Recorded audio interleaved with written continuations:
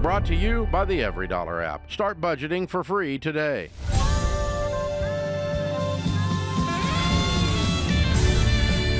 Live from the headquarters of Ramsey Solutions, it's the Ramsey Show, where we help people build wealth, do work that they love, and create actual amazing relationships. Dr. John Delony, Ramsey personality, #1 best-selling author, is my co-host today. Also host of the ever-popular Dr. John Delony Show. If you check it out on Ramsey Networks and anywhere great podcasts are sold, you'll check him out there. He's our PhD around here. It helps folks with counseling issues, and it's going to work right into everything we do here today for sure. Open phones at 888-825-5225. Clay is in Amarillo, Texas. Hi, Clay. How are you? Good, sir. How are you? Better than I deserve. What's up in your world? Oh, wind's blowing and we're dry. That's about it. Sounds like Amarillo. Yes, sir. I'm a rancher down here. I'm 25. Bought my first ranch, or bought my only ranch, when I was 21. I had a question on, I follow you guys on social media and stuff like that, listen to you on the radio, but you talk about not having debt, and I'm wondering how you run an operation without an operating note. Mm-hmm. Well, because even though cattle prices are through the roof right now, there's other things that are expensive as well. Yeah. I'm sitting in a building that's about $600 million, and a studio that this studio is probably, I don't know, $10 million probably. The way we did that with a $300 million revenue, we started on a card table in my living room with absolutely no money. Just me, myself, and I. That was the whole freaking board of directors. And I started with the promise that I would never borrow money, because I'd gone broke borrowing money, and because I read the Bible and it said the borrower is slave to the lender, and I'm a simpleton and I believed it, and I'm just not borrowing money. So the way I have gone from a card table to where I'm sitting today without borrowing money is, it sounds like a Saturday Night Live skit, but to start with, Clay, I just didn't borrow money. I mean, that's it, period. I'm not going to borrow money for anything. Now, what that means then is, how do I run a business? How do I grow a business like I've grown this one without borrowed money? And that is, I grew it more slowly than some of my friends who are now out of business because the bank foreclosed on them during COVID. I grew it more slowly than some people thought I should, who thought they were smarter than me, who have less money than me now. I grew it slowly, frustrated the crap out of me because I wanted to go faster, because what we do is help people, and gosh, by going slowly, we're not helping as many people as we could help, and that's really frustrating. And I grew it slowly because it's all I had, because I can only use my profits to grow with. I can only use my profits to buy equipment with. I can only use my profits to add payroll and new team members with. It's my only option, and it forces me to be very selective. It forces me to say no to a lot of things, but then when times are tough, I don't have a note. And I'm still here, and I'm still growing, and we're still the #1 brand in the entire space in the nation. There's no one even close to us with the social media footprint in the space that we're in, or the podcasting or the YouTube footprints, or the revenue that we produce, and the amount of people interacting with EveryDollar. Nobody's even close. We freaking own the space. We are the 800-pound gorilla now. But that's the way we got there, is we were a starving little monkey that didn't borrow money, you know? And so that's it. I mean, it's not rocket surgery. It's just that, but it's hard to do because you're obviously a sharp dude. I mean, who goes and buys a ranch at 21? Well, it's not a wuss. You're obviously a stud, man. You're going for it. Who's out there operating a business like you're already operating at 25 years old? Way to go, man. You know, and so you got ambition.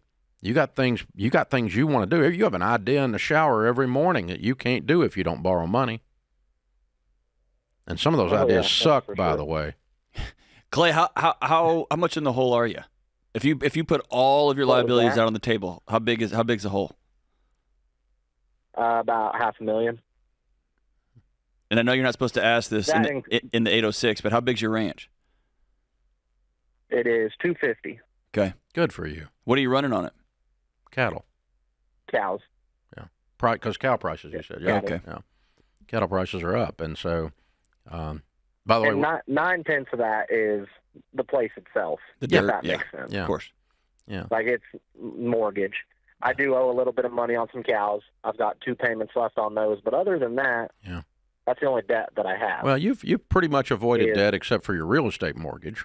And so that's Yes. that's far beyond what a lot of people in your world do. As you know, the farming and ranching world is big on debt. And they think they can't do it if they don't have an $800 million combine that runs circles by itself with a GPS and does a double backflip at the end of the row.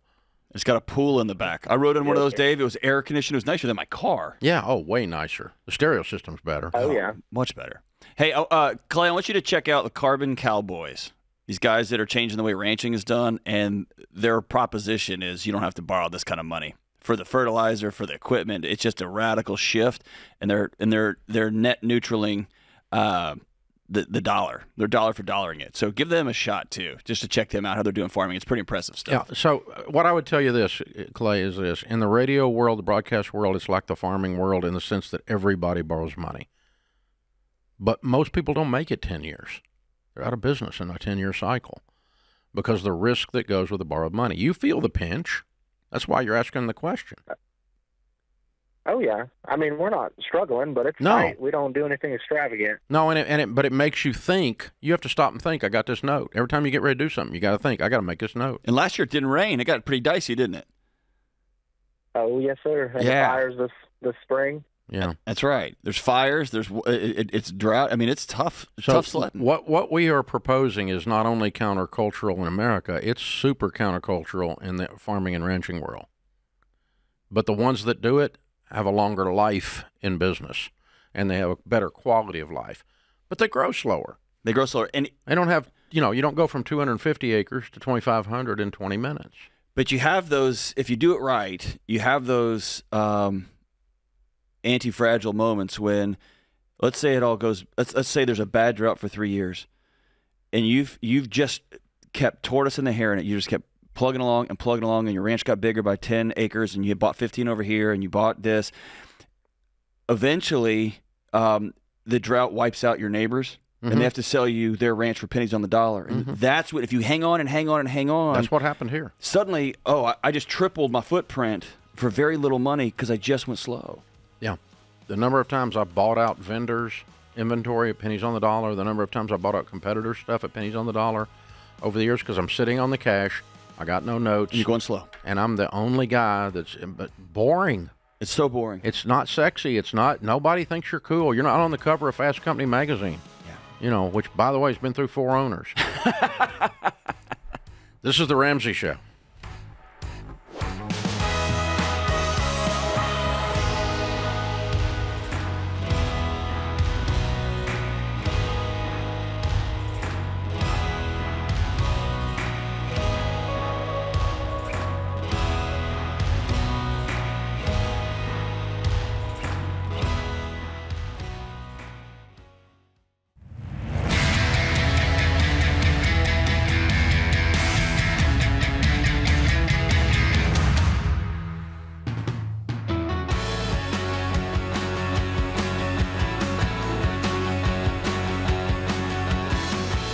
The #1 best-selling book is Building a Non-Anxious Life. That's his latest #1. Dr. John Delony, Ramsey Personality, is my co-host today.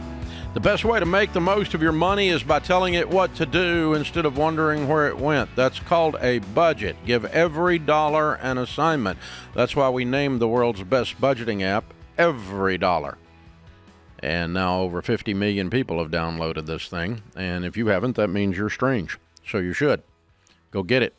Go check it out. Learn how to do a budget. Learn how to do a plan. Learn how to work with your spouse and make every one of your dollars behave. And suddenly you will start moving away from debt and towards wealth. It's amazing how that happens. You can download Every Dollar for free in the App Store or the Google Play locations. And, of course, you can go to everydollar.com and get started. Now, if you do the advanced version where you connect to your bank and all that stuff, we'll help you work through the baby steps. We'll help you do paycheck planning, lay everything out in great detail. There's all kinds of coaching available. This app is off the chain. Be sure and check it out. Every Dollar. You can download it for free, and you should. Tyler is in Kansas City. Hi, Tyler. How are you? I'm doing great. Thanks for taking my call. Sure. What's up? So my wife and I are particularly in an interesting situation. We are trying to juggle between prioritizing saving up for a house to get her out of a job that's not the best environment within the next 2 to 3 years, or prioritizing the debt we already have, which is not much, and paying that off now. And so stop. I'm confused how you getting a house gets her out of a toxic environment. So with her job, we actually have provided housing on space for where she works. So as soon as she quits the job, we don't have the housing that we live in. Okay, so you could rent. True. I left university housing, and me and my wife rented a house. I was a dean of students at a fancy university. You can do it. Okay. To further my question then, with the money that we have currently, should we just go right into renting? Because the renting expenses are going to be more than what we possibly could afford in the environment that we're in. We're saving up about $1,000 a month, not on top of the investing and all the other steps that we're doing with every dollar and the baby steps towards a house. But you can't afford a house. Renting is going to be. You can't afford a house. You can afford the payment on a house, but you can't afford a house. Do you know the difference? Yes. Okay. I'm afraid you're going to wake up in 6 months and have gotten her out of this job, and then y'all got this house payment, and then you got this debt, and then she's going to end up pregnant, or y'all going to have a car emergency, and then you're going to have a mess. Yeah, this is one toxic environment to another toxic environment. Okay. And I've lived in a house 2 different times that I really couldn't afford, and it has created so much tension in my home that it almost cost me my marriage. I can't tell you enough. Don't do that. Okay. Go rent a house and let the smoke clear on your marriage, on her, all that pain, all that toxicity, all that nightmare stuff. Let that smoke clear, and then it'll give you some time. What is the nature of the toxicity at the work? So 2 factors. One, she works right now between 60 and 70 hours a week in a labor-intensive job. She's a female. She's 120 pounds, so that's impacted. Secondly, the position that her authority is in is borderline emotionally abusive, and it's not a good environment. I mean, there's nothing physically going on, but it's just a really tough environment. It puts a lot of stress on her personally. I'm not sure I completely understand, because sometimes I hear things that people say are emotionally abusive, like somebody said, hey, go get your job done. You're emotionally abusive. No, you're freaking lazy. Go get your job done. That's not emotionally abusive.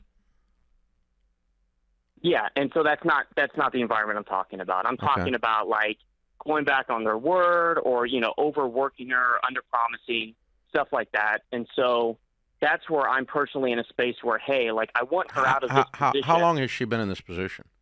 She's been in this position and the current position within the company for the last 2 years. Mm-hmm. And how old are you guys? So I am going on 27, and she's 26. Okay. All right. Well, as far as I'm concerned, if I'm in your shoes, and I've been in similar situations over the years, there are 2 options. One is, this is so bad for real. We're not just using the fact that this is not just discomfort. There's a difference between discomfort and a toxic environment.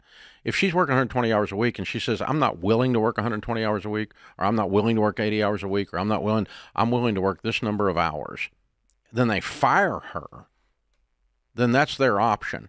But you can just start having boundaries. Like when somebody starts speaking to you inappropriately, you say, hey, whoa, you can't talk to me that way. You can fire me, but you can't talk to me that way. Absolutely. So your wife's ability to say no to her or to this environment is part of the problem, her lack of boundaries. And that's why, and so if she cannot put up reasonable boundaries to say, okay, I can only work a reasonable number of hours. I'm 120 pounds. I can't lift, heavy boxes all day long. 16 hours a day. I can't do that. I can work 8 hours or I can work 10 hours, and I like my job, and I like the benefits, and I like the money you give me, and I can do that. And I'm not going to be yelled and screamed at or cussed at, and so you got to talk to somebody else that way if you're going to. And suddenly bullies pull back then and don't bully as much. That's one option, is deal with the situation, suck it up, and push on through. Or the other option is go rent something. But using this situation to justify doing something stupid and getting your family in a pinch, and saying, oh, the only thing we could do to get away from this toxic wicked witch of the West is to go buy a house we couldn't afford and go bankrupt. These are two negative options, and I'm choosing between two negative options. No, let's go with C, none of the above. And Tyler, I want to double click on what Dave said because it's really important for the character and the strength of your home. If you leave an environment because somebody kept beating you down, and you have to, it takes years to heal from abuse. It disconnects you from yourself. Sure. If she has her head up high and said, you kept telling me that you were going to hire 3 people and you haven't, you're dishonest. I refuse to do work that I told you I'm physically unable to do.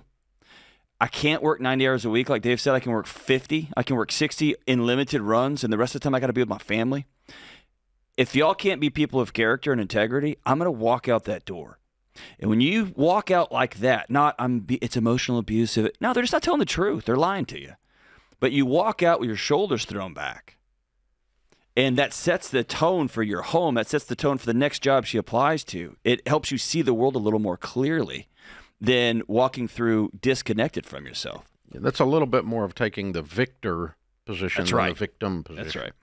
Yeah, and that's setting a solid boundary with people who don't like boundaries. Generally drives them nuts, and they usually lose their minds, and they may fire you. I mean, so when people don't appreciate that they're standing on your property, they're taking some of your hours, they're taking some of your emotional well-being, and then you say, you can't do that anymore. I'm going to set up a boundary. I'm not going to give you as many hours, and I'm not going to give you my emotional well-being. You can't stand on get off my lawn, and when you say that to somebody who's used to getting away with it, they generally go nuts. Right. But I've had a boss that I said, if you say these things to me again, I'm going to walk out of that door. I've said that. Mm-hmm. And they circled back and said, man, I'm sorry. And it was offensive. It was rude what they were saying. But they said, I'm sorry. It won't happen again. But it didn't? It never did again. But it was me just saying, you can't swear at me in this meeting again. I'm going to get up and walk out of the room. And I'm sorry. You're right. I'm sorry. But so there was just standing up. But I also had to be prepared, man. They could have said, well, you can take your bag and walk out that door, right? Yeah. They could do that too. Because they're in that position. They're in that position. And, right. So if you got fired from a place you were going to quit if they kept screwing you, that's not like a loss. No. Yeah. That's like a gain. Right. So, because you said you can't do this anymore, they go, oh, okay. Well, instead of leaving because. So I would recommend setting some boundaries at a minimum as a step one, and to lower the toxicity. I don't know that you'll get rid of it because you're probably dealing with a moron. But you can lower the level of moronic influence, and really you can. Yeah. You can just by limiting. It's what a boundary does. I'm putting up a shield here. You can't come inside the shield. I'm extending my personal space. You got all up in my stuff here, and I'm going to create a little room here, and you're in my personal space. And when you do that, it changes a lot of stuff for you. I'd recommend doing that as step one. Step two is if you get fired or decide you can't take it and you quit, go rent something cheap. And go someplace. If you got to move out of the city, go move out of the city and rent something cheap. I don't care. But don't use it as an excuse to do something stupid.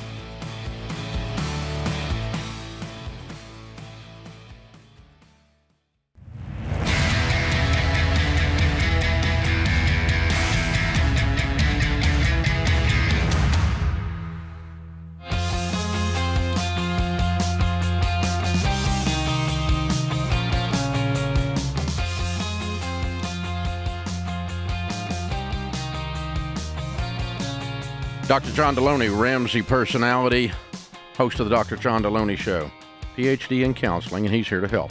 The office hours are open. The phone number is 888-825-5225. So, John, this is interesting to me. I've been doing this show since 1992, so 32 years. And the first year we went on the air, there was a huge problem in America with credit card debt. And there's still a huge problem. I'm doing no good. I'm not making any progress. There's still a huge problem with credit card debt. Google Trends recently reported in the U.S. how to lower credit card debt, in quotes, reached an all-time high as a search item. For those that don't know, Google Trends is part of the Google reports what people are searching for. There it is. Okay, so what this means is that more people than ever before, essentially, well, since Google, not ever, but since Google, are searching for how to lower credit card debt. That makes sense in 2024. We now know that credit card debt has gone over $1 trillion with a T dollars. So how do you pay off your credit cards fast? What do you do? Well, this is what we've been doing. As a matter of fact, if you like Google Dave Ramsey, the first thing you're going to hear is how to get out of debt, right, John? I mean, it's like they may not know I know how to do anything else, but they know I know how to do that, right? It's like on your license plate. It actually is. It says zero debt, on my license plate, on a very nice car. And so, but that's because the car doesn't have debt. That was the message, because you can't drive a car like that unless you have debt. Everybody knows that.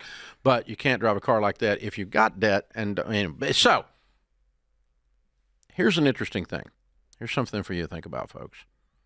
We live in the most marketed to society, culture, in the history of mankind. In the United States of America, you receive more marketing impressions across your eyes and ears in a given day. More money is spent, more brain power and sophistication is spent to sell you things than any group of humans in the history of mankind ever at this moment. Marketing, selling things to you in ads and Google pop-ups or whatever it is you want to do, whatever version of advertising or marketing you want to think about, you get a diet out there of that's greater than man has ever gotten any time in history. No one has ever walked the earth that has been hammered like you've been hammered by marketing. That's a pretty bold and big statement, but it's also true. It's not hard to figure it out that that's the truth. And here's what's interesting. Among all of that, the most dollars that are spent to sell a single product line, more than any other product line, any other mindset, any other thing you want to sell, any other brand you want to sell out there, the most advertised and marketed product in dollars and in brain power, by far in the most marketed to culture in the history of mankind, is debt.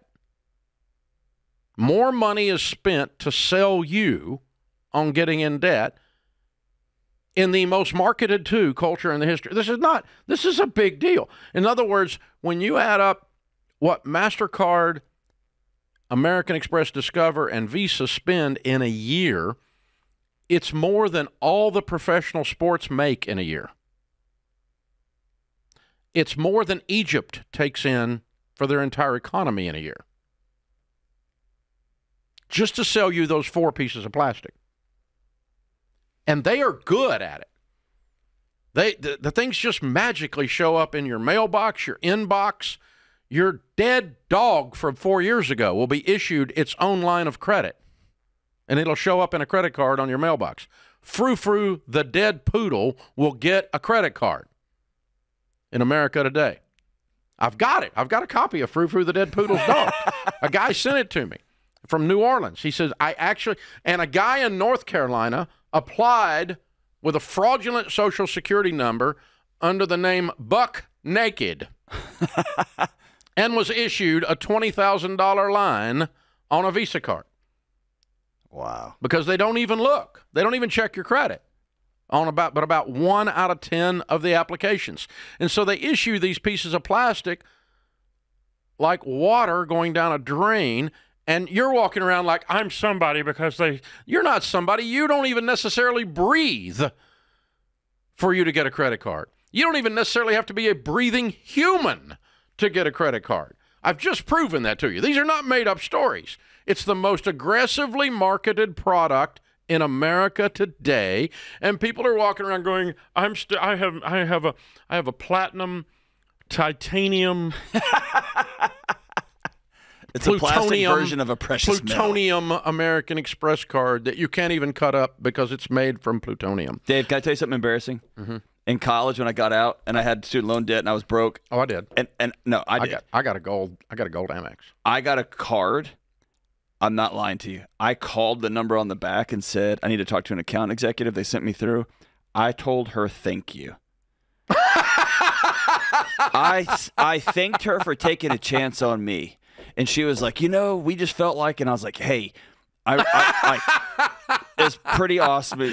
And she's recording the call. They're playing it back the next morning. Oh, they're playing it right now. They're playing it right now. They're like, see, we're doing a service. I thanked her, man. So what we teach people is, here's Wells Fargo Bank. Have plastic surgery. Don't fall for this. You are a sucker to the man. You're a sucker to the largest marketing machine ever known to man. What's in your wallet? Money. That's what's in my wallet. Money. Because I don't have this crap in my wallet. I don't have to go to the chiropractor because there's 73 credit cards in my wallet and I sit sideways every day with my back pocket. And so my back's out of alignment. I've actually found people that did that. They're back healed. It's the George Costanza wallet. Yeah, when they got rid of this. So plastic surgery, having a plastectomy will change your life. Dave, you don't have any credit cards? I don't have any credit cards. I haven't had any credit cards for 40 years. How do you – well, by the way, I just got back – I took a little tour from London to Iceland, and I just got back day before yesterday.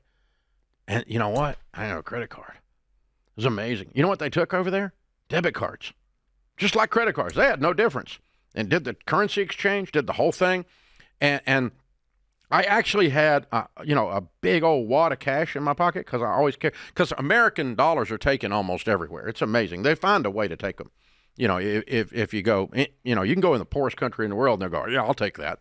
But very few times, I found a few people that snooted me and said, you need a euro sometimes in Europe. But most of the time, you just walk around with a dollar. But, everywhere I was, they took plastic. And so I obviously had no issue. And I just dropped my little debit card in there. I have 4 pieces of plastic in my wallet, a debit card on my business, a debit card on my personal account, my driver's license, and my handgun carry permit. That's all that's in my wallet other than green presidents' faces. And lots of those. Of different kinds, by the way. I like click different colors or different faces on there. Yeah. So, guys, don't fall for this crap. And don't tell me your debit card is not safe. It's got the exact same fraud protection as your credit card. Go look it up on Visa.com. It's called a zero liability policy. Look it up on MasterCard.com. They both have the exact same phrasing on their websites, like they were owned by each other or something. But the debit card's got the exact same stuff. Listen, shut up. You're not going to get rich borrowing money at 18%. That's just straight up stupid on a string, okay? You've got to make a decision. I'm not going to live like this. And these people, they're stupid, man. They just keep doing it. Look at this one. New Wells Fargo credit card program with a novel feature. You can use it to pay your rent, but it may not be working out quite as well as the bank had hoped. Wells Fargo is losing as much as $10 million a month on this new card. So you're telling me people that pay rent with their credit cards, a credit card that was designed to help them pay rent that they couldn't afford. Oh, wait, so you're loaning money to broke people and you're bitching because they don't pay it. Shut up, Wells Fargo. You're getting what you deserve. You signed up for this trip. Guys, boys and girls, you got to decide. Are you going to be like everybody else? Everybody else is walking around collecting airline miles. Millionaires, they stack cash. This is The Ramsey Show.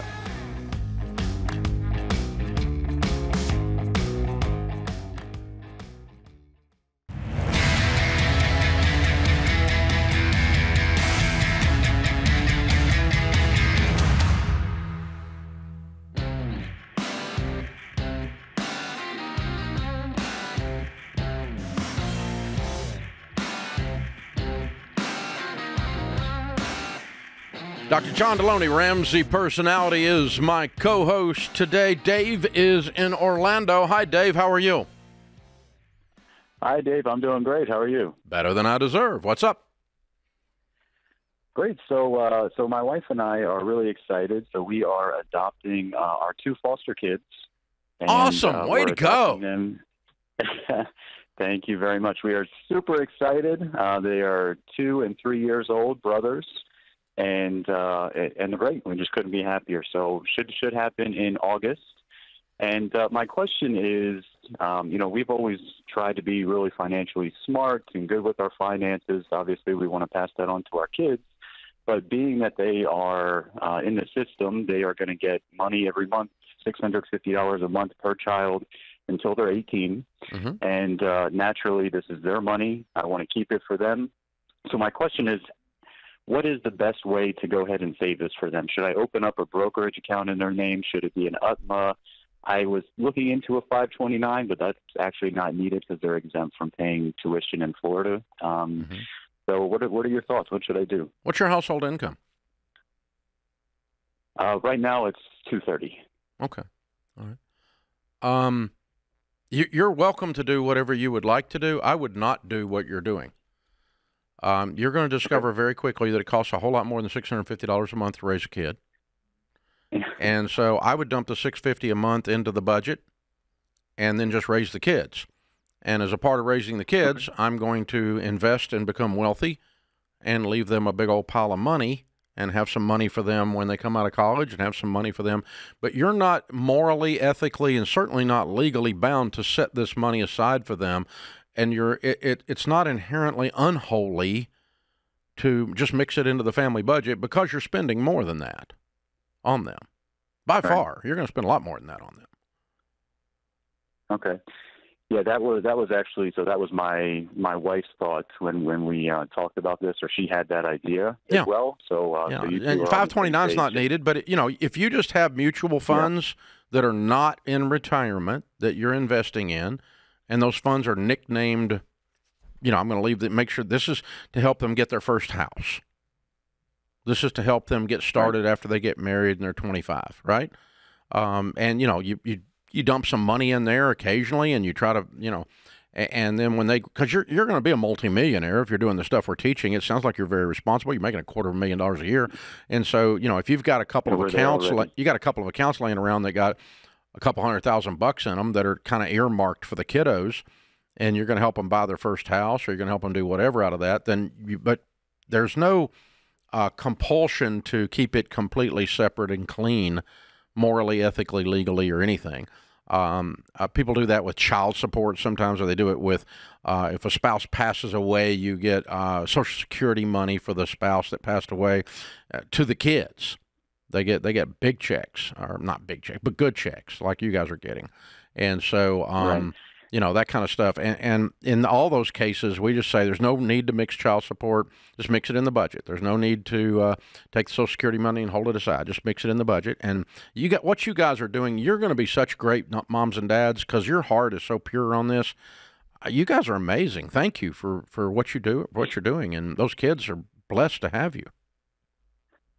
Thank you very much. Yeah, I'm going to try not to cry, but we love them so much, and we weren't able to have kids biologically, but now that we're here and everything we've gone through, we know it was all for a reason, and we just couldn't be happier. And just one last comment, we are baby steps millionaires already. Mm-hmm. So we are on a good path. And last thing with the kids, we're getting $10,000 for each kid because I am a veteran as well. Mm-hmm. So I'm assuming with that too, we'll just throw it into our budget and they'll be set up. Yeah. Yeah. And again, so your biggest thing here is not the actual dollars that you leave them. As you know, your biggest thing is to transfer your value system, which got you where you are, called hard work and thrift and generosity. These are your financial values. You work hard. You've studied hard to get to be who you are. Teach them those things. Teach them live on less than you make. Teach them live on a budget with a plan. Teach them, when you were 3 and we adopted you, we started thinking right then about paying cash for your first house so that you never are in debt. And that will set you guys up to be millionaires real quickly. And but that comes with some strings. It comes with you being a good human, because I'm not going to give you this money if you're doing heroin. Yeah. And so this is just, you weave this whole narrative of handling money wisely as a part of your parenting structure. And John, that does change everything, doesn't it? Yeah, I'm just overcome a little bit, man. I'm getting choked up a little bit, but with the level of gratitude for a family like Dave, who took one of the most painful experiences, unable to have kids, and they grieved it, and then they said, okay, what's the next thing for us to do as a family? And they're going to adopt two little brothers. And it's beautiful now, and I know it's going to be hard. It's going to be a hard road to hoe. And it's a pretty amazing thing that they're doing. But I think you're right. I think parents get so caught up in stuff. I want to be able to give them this thing and give them this thing. And, man, the greatest gift you can give your kids is a living example of values in the real world, right? Like let him see you tip well. Let him see you honor that waitress who's the only person running all these tables and the food wasn't that great. Like, let the kids see you be who you are. And, that's money's awesome. Money's nice, but let's transfer values. There you go. Love it. Steve's in Wilmington, Delaware. Hey, Steve, how are you? Oh, Dave, thanks. Dr. John, thanks for taking my call. I appreciate it. Sure. How can we help? I feel like I'm stuck in the mud. I read your book, Total Money Makeover, the new one. I've been following the steps. I think I'm on baby step 4, but somehow I got backwards, and my emergency fund that I feel is in a brokerage account, in a smart investor fund. So my question to you is, should I leave that there and rebuild the emergency fund in a money market account? I think I could fund it probably in 3 to 4 months for sure. That's fine. But you do need a separate emergency fund. Here's what happens that I had to learn because it killed me. The first time I ever saved $10,000 and I had to name it an emergency fund instead of an investment, and I put it in a stupid money market account and it wasn't making anything, and then I could start investing. The first time I did that, because it's the only $10,000 I'd ever had in my life, or since I've been broke anyway. Since I went broke, it was the only time I had $10,000. And I'd worked so hard to get that $10,000, and now I got to not invest it. For a math nerd, that just broke my heart. Right. And I had to figure out the emergency fund, the purpose of it, of that $10,000 in that example, is not an investment. The emergency fund, I always make, when I'm doing live events, I make the crowd say, not an investment. 4,000 people say, not an investment, right? It's insurance. Everybody say insurance. Insurance, right? And what does insurance do? It costs you money to protect the things that make you money. That's what insurance does. And that's what your emergency fund does. It sucks if you look at it as an investment. It's not an investment, though. It's insurance. Yeah. And so the money that you're not making, what we call opportunity cost, because it's in a high-yield savings instead of in a brokerage account, the money you're not making is your cost of that insurance policy. I call it my soul tax. I pay 4 to 5% every month to sleep soundly. Yeah. And I love it. Yeah, that's it. So, yeah, Steve, that's a technicality in your case because you've got it dialed in. You know what's going on. Your intellect has grasped what you're supposed to do. So, yeah, just get you a high-yield savings account and dump 3 to 6 months of expenses in there as your emergency fund. And just anytime you look at it and want to puke a little, just say not an investment. It's not an investment. It's insurance. And when I buy homeowners insurance, I don't say, oh, that was fun. I always go, it's something I got to do because it's smart to protect that asset, but it costs me money to protect that asset. That puts this hour of the Ramsey Show in the books.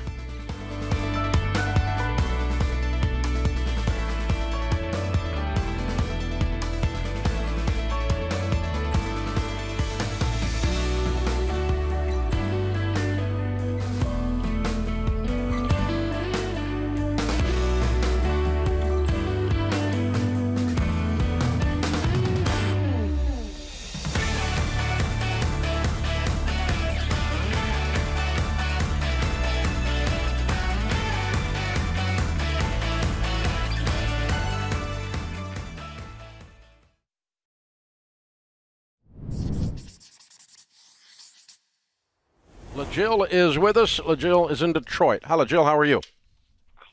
Hi, Dave. Hi, Ken. Hey. Hi. What's up? Hi. So, I am trying to go from Dave-ish to full-on Dave, and I'm a serial entrepreneur. So, I bring in a lot of money a lot of different ways. But my question is, when I'm paying off debt, should I focus on just the business I have that makes me money instead of putting out money for my other businesses to make money, if that makes sense? How many are making money? So, okay, for example, I throw parties. I'm an event planner. So I maybe spend $1,200, but I'll make a couple grand. So I don't know if I should be putting that money out to do that. Wait a minute. You spend $1,200 and you make $3,200 profit of a couple grand? Right. That's debt you're paying off every time you do that. All right. I mean, so profit is profit. Yeah. I mean, you're not spending the money and it's not coming back. It's coming back to you instantaneously almost, isn't it? Yeah, it comes back the day of the party. Yeah, a couple months later. Yeah. Okay, so which business that one's not losing money? Well, I have social media type stuff, and that's the stuff that doesn't necessarily make me money right here and now. And then I also do drawing and logos and stuff, and that makes me money when people ask for it. But I don't know if I should really get into the full-on advertising and content creating side of things, or I should just wait for all that type of stuff. You should wait to expand. Right now, you just want to do things that make you money so you get out of baby step 2 fast, quick as possible, right? So we can delay the stuff that you want to maybe expand one day once we're in a position to do so. 5 years from today, do you want to be in the logo business or the event planning business? Do I want to be in the what or the event planning? Do you want to be in event planning or logos? Which one? Event planning. Okay. Start doing that now then. Quit screwing around with 17 things. You get no power when you don't focus. I'd focus on event planning and blow it up. Put all your time, all your energy, all your effort, all your creative waking hours into one thing. Working 3 different businesses is a recipe for getting none of them off the ground. Okay, well, so my main source of income is actually grocery delivery, where I do ship Instacart type things, and I make pretty good money doing that. Okay, so but that's not what we're talking about. That's a stopgap until the event business gets big enough that you don't have to do that anymore. Right. Yeah. So if you're making $100,000 a year doing event planning, you wouldn't be doing any of this other crap. Very true. Okay. Okay, I will do that. I'm going to send you a copy. I'm going to send you a copy of a quick read we have called the Momentum Theorem. And the Momentum Theorem is this: focused intensity over time multiplied by God creates unstoppable momentum. And this book will take you about an hour and a half to read max. Okay? And it explains exactly what this focused intensity looks like. And you have the exact opposite of that. You have dispersed intensity, which has no power to it. It feels like that. The older I get, the more I feel powerless. Yeah. Light dispersed lights a room. Light focused you can do surgery with. It's called a laser. And I want you to be laser. And you're going to move this business into the stratosphere when you do. Because you got so much energy on you. There's so much joy coming off of you. You're like the ultimate event planner. This is going to be great. Oh, yeah. And, again, you have a side hustle that's actually spinning off real profit. That's where you put your focus right now. We're trying to generate income to get out of debt, get the emergency fund in place, and that changes your entire perspective. So, I mean, the focus here is absolutely the word. Trying to do too many things is exhausting, too. Oh, yeah. On top of everything else. It's enough to get out of debt. You don't need all these other distractions. It's a little bit of the problem we've got with a whole bunch of things in our culture today. People's inability to keep their eye on the ball, to stay and play through, to have some grit, to stick with something all the way through and finish it up. And, I want work-life balance, but I want to spend 40 hours a week on my screens. So, no, I think you need to get off your stupid screens and actually look in the eyes of your family, actually be present physically with your family, and then not wonder why relationships are bad because you suck at them. Right. And then one of the things that we see in this case here is we prospect as opposed to digging deep. Like, we're going to invest, right? It's like our investment strategy that you've taught for decades. It's slow and steady wins the race. It's disciplined, low risk. But you're drilling to the core. We're not just skimming the surface. That's right. None of this prospecting. We're not strip mining. Right. And so the serial entrepreneurs can fall prey to that, to go, well, I'm going to try this because this could strike, but I'm going to do this and hedge my bets over here. Maybe this will strike. And as opposed to digging deep to get that oil, like, we're going to commit and go deep. And that's where you see long-term success, financially, relationally, your health, everything. Yeah, the reason I can smell this out is because I used to do it. Right. Like, I'm 24 years old, buying real estate like crazy, hand over fist. And I almost, in the middle of all of that, financed $25,000 worth of quarter machines to put at the market to pump air into your tires. Yeah. When they first started charging for air, I thought it was the dumbest thing in the world, and I thought this is going to work. And I almost stopped what I was doing because I'm a serial entrepreneur and ADD as I can be, and stopped doing this successful real estate thing that was working and went and bought air machines. That's how dumb I am. Yeah. By the way, those things never work. When I need air, can never get one that works, Dave. I don't know about that. Bought my own machine. Not my fault because I didn't buy it. So you have to turn your complaint into the Department of Complaints. You don't need, right? Yeah, really. Wow.